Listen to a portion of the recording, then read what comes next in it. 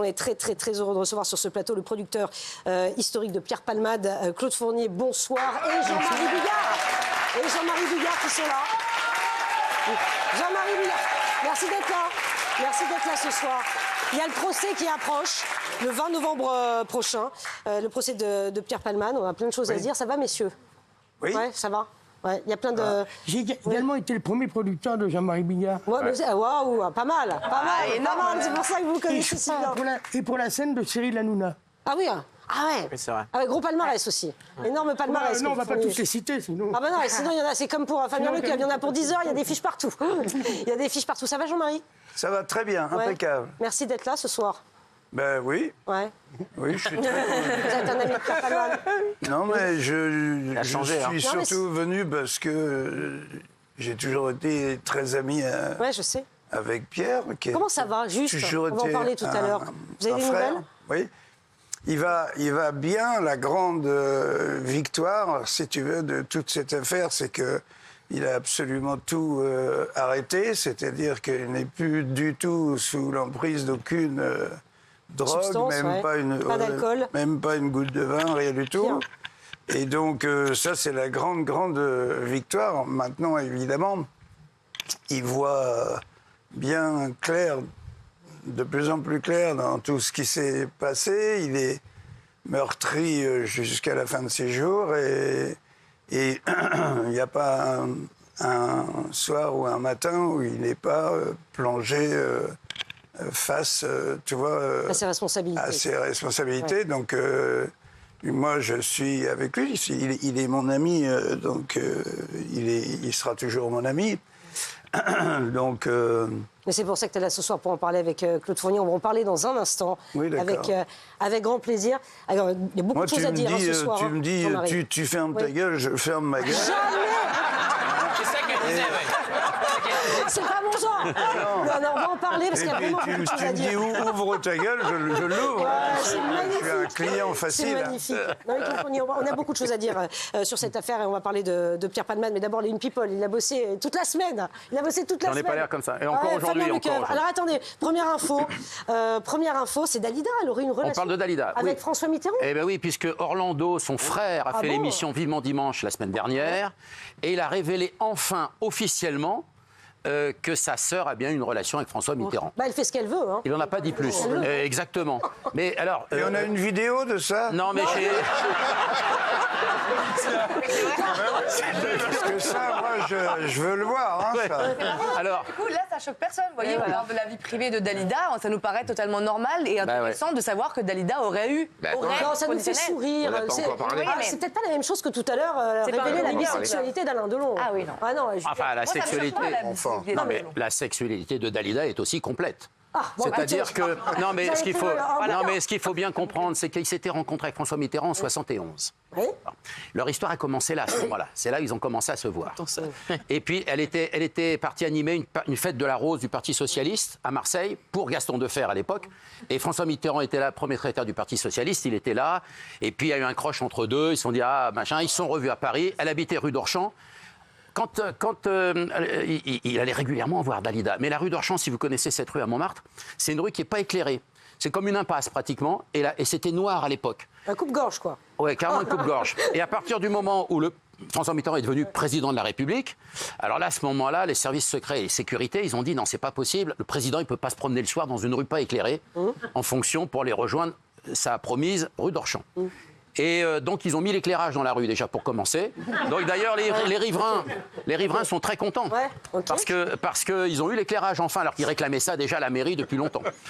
Donc, et puis, c'est une histoire qui a été... Alors, Mitterrand, en coulisses, on lui donnait le surnom de Mimi Lamoroso. Ah bon? Là, oui, on disait c'est Mimi Lamoroso. Et elle, on l'appelait la Panthère Rose. Pourquoi? Parce que le jour où elle était là... Alors, quand il a été élu le 10 mai, elle était en concert à Abu Dhabi, Dalida. Mais 5 jours après, pour l'intronisation de François Mitterrand, il est allé mettre 2 roses, une sur le cercueil de Jean Jaurès, une autre sur le cercueil de Jean Moulin. Et elle était habillée tout en rose. Et c'est comme ça qu'on les surnommait Mimi l'Amoroso et la Panthère Rose. On ne donnait pas les noms. C'est une belle histoire, regardez, on fait un peu d'histoire, c'est pas mal. Mais c'est bien, ça a été confirmé. Ouais. Ah bon? La seule chose que... Ça a été confirmé par qui? Par Orlando, par son frère. Par son frère. Il n'était enfin. Pas là, au moment des faits. Ouais, mais enfin, je pense qu'elle lui racontait tout. Parce que... Il était tout le temps là.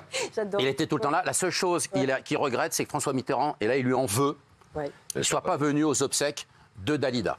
Voilà, il aurait pu venir quand même en tant que président de la République, même s'il a fait envoyer une gerbe de fleurs magnifiques. Michel Fugain qui pousse un énorme coup de gueule contre Mimi Mati, elle s'est servie de son handicap. Oui, parce que ce qu'on ignore, c'est que quand elle était petite, Mimi Mati, elle était fan de Michel Fugain et le Big Bazar. Et en 1979, il avait lancé une compagnie, c'était Fugain et la compagnie, et il avait loué les studios de la Victorine là-bas à Nice. Et elle a voulu rencontrer Michel Fugain parce que c'est son idole et elle allait pouvoir faire partie un jour peut-être du Big Bazar. Alors il lui a dit d'abord, il faut que tu termines tes études et tout ça, il lui avait expliqué. Et puis il lui avait reproché, fais attention, ne te sers pas de ton handicap pour avancer dans la vie, etc. Il lui a fait des conseils. Il lui a jamais reproché rien, mais il lui a fait un conseil qui est d'ailleurs un conseil aussi, pourquoi pas, judicieux. Voilà, il a senti, en tout cas, il voulait lui donner ce conseil. Et elle s'en est toujours servi quelque part aussi. Et c'est pour ça qu'elle est adorable. Et c'est une fille qui est accessible, gentille, enfin qui a une vraie, que ce soit avec le public, avec des artistes débutants. Enfin, elle est réputée pour ça aussi, grâce peut-être au bon conseil de Michel Fugain. Laurent n'a pas l'air d'accord. Hein. J'ai rien dit. Moi, je l'adore. J'ai côtoyé sur TF1 longtemps, j'ai dit rien sur Mimi Mati qui a fait une très belle carrière. Mais non, ce qui est, Ça a pas l'air d'être votre meilleure copine. moi, ce qui m'amuse Moi, je l'adore. le plus, c'est Michel Fugain qui arrive de nulle part. Il n'a jamais été sniper, celui-là. D'un coup, il s'en prend à Mimi Mati. Mais il s'en prend pas. Mais non, il s'en prend pas. Il raconte comment, à une époque de sa carrière. 40 ans. Mais non, mais il raconte comment, à une époque de sa carrière, il a donné des conseils à Mimi Mati et que ça lui a servi. Valérie. Mais bon, pourquoi Valérie, Michel Fugain a énormément. D'abord, ils ont un lien d'affection énorme.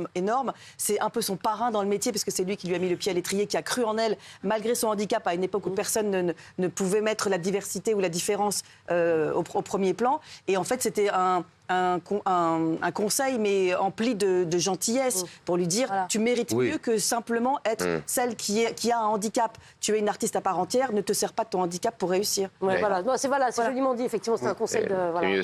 Mais c'est bien. Non, c'est très bien. Claude Lelouch et Valérie Perrin, ils se confient sur leur différence d'âge. Non, ça c'est intéressant parce qu'ils se sont connus. Parce que le reste, ça n'était pas. Non, mais ils ont une belle histoire. Bon, on connaît, il a eu de nombreuses femmes dans sa vie, Claude Lelouch, tout le monde le sait. Bon, mais là, ils ont 30 ans d'écart. Hein. Aujourd'hui, Claude Lelouch a 87 ans, ce qui est formidable, et sa compagne, ils sont ensemble depuis déjà très longtemps. 2006, ils s'étaient rencontrés, elle était écrivaine, elle avait fait un texte sur la vie de Claude Lelouch et ses films. Ça fait plus de 20 ans, 18 ans, ouais, pas loin. Et elle a 57, il en a 87, ça se passe très bien. Et ils ont fait quelques déclarations. D'abord, il n'y a pas de différence d'âge quand on n'a que, finalement, 30 ans d'écart. Il a une phrase. Pas dire ça. Vous savez, Claude Lelouch a dit une phrase formidable, Lelouch, que je réutilise quelquefois, mais c'est lui l'auteur. Claude Lelouch a dit un artiste n'a pas d'âge. En tout cas, il a le même âge toute sa vie. Et je pense que c'est vrai ce que dit Lelouch. C'est vrai. Et alors, il a rajouté des phrases quand même assez étonnantes. Bon, 3 mois après qu'ils s'étaient rencontrés, ils étaient ensemble, tout ça, ça a fonctionné. Ils avaient une espèce d'admiration mutuelle. Lui, il était admiratif de ce qu'elle écrivait. Et c'est une belle autrice, en tout cas. Et elle a été fascinée par les films de Lelouch, évidemment. Alors, ils ont quand même mis... il a une phrase qui est géniale. Moi, il y a 2 phrases qu'a dit Lelouch récemment dans une interview. On est fidèle quand on n'a pas trouvé mieux. Dans la vie.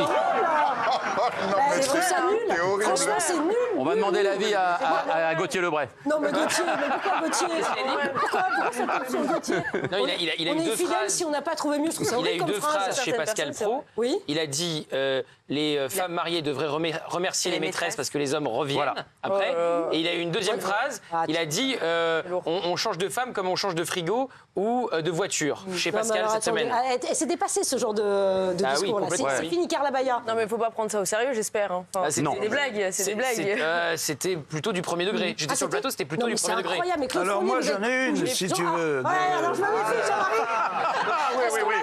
C'est le Je me mec. méfie. Ouais, Le vas-y. mec qui téléphone au commissariat, il dit pour ma femme qui avait disparu, vous pouvez arrêter les recherches. Et le flic, il lui dit elle est revenue. Il dit non, j'ai réfléchi.